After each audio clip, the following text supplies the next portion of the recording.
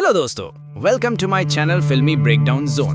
Please guys subscribe कर लो, बहुत मेहनत लगती है ये मूवीज लाने में। तो कहानी शुरू होती है गाइस, और शुरुआत से ही चीजें थोड़ी हटके हो जाती है। हम देखते हैं एक कांस्टेबल जो आज ड्यूटी ज्वाइन करता है, बिल्कुल नया, बिल्कुल फ्रेश।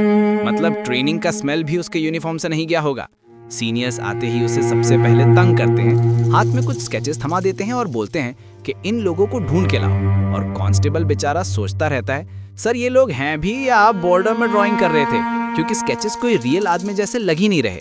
इसके साथ ही हम दूसरी तरफ एक डेंस फॉरेस्ट देखते हैं, जहां एक बड़ा सा एस्ट्रॉइड एक धमाके के साथ गिरता है। लेकिन भाई ये एस्ट्रॉइड नहीं होता है, ये एक्चुअली एलियंस की अराइवल होती है, जिन्होंने अर्थ पे एंट्री मार ली बिकॉज उनको धंजिया की एनर्जीज चाहिए होती हैं। हाँ, वही धंजिया जो सेंचुरी से एक ट्राइब प्रोटेक्ट कर रही होती है, क्योंकि एनर्जी पावरफुल है, उससे अच्छा भी बना सकती है और दुनिया को तड़का लगा के खत्म भी कर सकती है। इधर कांस्टेबल भाई स्केचेस लेके टाउन में घूम रहा होता है। एक लेडी को स्केच दिखाकर पूछता है, मैम इन लोगों को देखा है? और मैडम सिंपली बोलती है, अरे यहीं होंगे, ढूंढो। मतलब हेल्प 0, कॉन्फिडेंस 100। तभी उसकी नजर पड़ती है एक जायंट आदमी पर, जिसके हाथ में एक पूरी बोट होती है और उस बोट के अंदर फिश। जायंट बंदा होटल जाता है रूम लेने, लेकिन होटल वाला बोलता है बोट और फिश अलाउड नहीं है। और जायंट बोलता है, भाई मैं आया हूं तो मेरा सामान भी आएगा। इस बात पे दोनों की फुल ऑन लड़ाई हो जाती है, और लड़ाई के बीच में फिश, अ 3-eyed बिग टूथ असली विलन फिश, बोट से जंप मारकर भाग जाती है। और जैसे ही फिश बाहर निकलती है, पता चलता है कि मैडम फिश कोई नॉर्मल मछली नहीं, वो तो होटल स्टाफ को सीधा खाने की कोशिश करती है, कभी टेल से मारे कभी टूथ से।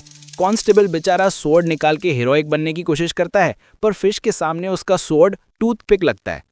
तभी वही लेडी वापस आती है, जो पहले स्केचेस के टाइम उससे मिली थी, और टेबल पर चढ़कर फिश को कंट्रोल करने की कोशिश करती है। फिर मैडम उसकी टंग पकड़ के खींचना शुरू कर देती है।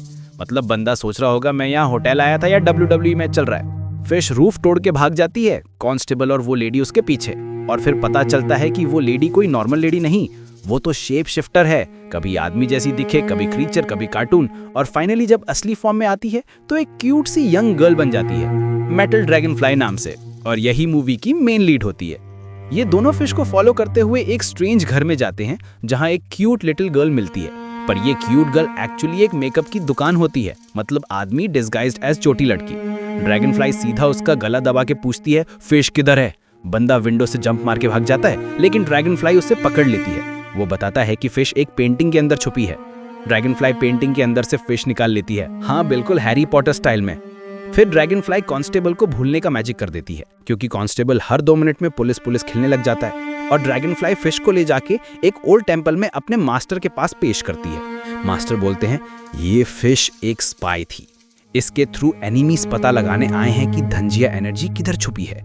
अब वो लोग यहीं अटैक करने आएंगे। अब ड्रैगनफ्लाई और टीम वेपन सिक्योर करने जाते हैं, तभी जमीन फट जाती है और एक ह्यूज मेटल स्फीयर मिलता है, जिसमें एक डेंजरस एलियन बंद होता है। यहाँ एंट्री होती है रेड आई की, जिसका नाम ही उसका डिस्क्रिप्शन है। उसकी आंखें इतनी रेड कि लाल मिर्च भी शर्मा जाए। रेड आई स्फीयर खोल देता है और उसमें से निकलता है व्हाइट टाइगर, जो नाम टाइगर और चेहरा alien version of Simba. White tiger dragonfly और टीम को लिटरली हवा में उड़ा देता है। कांस्टेबल बेचारा ड्रैगनफ्लाई को बचाता है, लेकिन व्हाइट टाइगर उसके हाथ पैर ही अलग कर देता है। ड्रैगनफ्लाई उसे उठा के भाग जाती है, जैसे पिज्जा पर टॉपिंग बचा के ले जाते हैं। अब टीम एक सीक्रेट प्लेस पे पहुंचती है, जहां गार्ड पे तरह की टेंशन है, क्योंकि दोनों मॉन्स्टर्स फ्री हो गए हैं। मास्टर दूसरी जगह गया होता है और ड्रैगनफ्लाई को बोलता है कि न्यू लीडर लाओ। और जो नया लीडर मिलता है वो एक क्यूट चाइल्डिश गर्ल होती है, जिसके हाथ पे सरगा का मार्क। ड्रैगनफ्लाई बोलती है, ये लीडर होगी, ये तो कैंडी क्रश खेलने वाली लगती है। पर भाई जब वो गुस्सा होती है तो पूरी पिकॉक मॉन्स्टर बन जाती है। रात को सब चिल कर रहे होते हैं केव में, और ड्रैगनफ्लाई कंप्लेन कर रही होती है कि ये लड़की लीडर मटेरियल नहीं है। तभी लड़की गुस्से में मॉन्स्टर बन जाती है और एक बंदे का गला पकड़ लेती है। भाई क्यूटनेस डिसेप्टिव होती है। इसी बीच विलन्स भी प्लानिंग कर रहे होते हैं, और एक फेक मास्टर ड्रैगनफ्लाई को टीम को कंफ्यूज करने आता है। ओरिजिनल मास्टर भी आ जाती है और सबको बचाती है। पानी वाले विलन के अटैक से ड्रैगनफ्लाई और भाई मरने को होते हैं, लेकिन वो क्यूट लीडर गर्ल एक स्टिक विलन के चेस्ट में घुसा के सिचुएशन रिवर्स कर देती है। लेकिन अटैक के बाद वो लड़की ही मर जाती है, और ड्रैगनफ्लाई का भाई पूरी फिल्मी स्टाइल में रोना शुरू कर देता है। फिर पता चलता है कि वो न्यू लीडर ही एक्चुअली सबसे पावरफुल थी, उसके अंदर पुरानी एनर्जीज थी, वही असली की थी। फाइनल बैटल होता है, कांस्टेबल को नए हैंड्स एंड लेग्स मिल जाते हैं, और ड्रैगनफ्लाई रेड आई के साथ ऊपर आसमान में धमाल फाइट करती है। व्हाइट टाइगर एनर्जी बॉल्स भेजता है और पूरा ग्रुप ऑलमोस्ट मर जाता है, लेकिन टाइम फ्रीज हो जाता है और तभी पीकॉक मॉन्स्टर गर्ल वापस जिंदा आ जाती है, जैसे मार्वल का सरप्राइज कैमियो। वो फायर बॉल्स विलेंस को ही वापस फेंक देती है। व्हाइट टाइगर खत्म, रेड आई इंजर्ड, और लास्ट में वो अपने पूरे पावर से रेड आई को नीचे फेंक कर फिनिश कर देती है। एंडिंग में लव एंगल भी शुरू हो जाते हैं। ड्रैगन फ्लाई कॉन्स्टेबल को पसंद करने लगती है और ड्रैगन फ्लाई का भाई उस लीडर को, क्यूट पीकॉक मॉन्स्टर वर्जन में भी।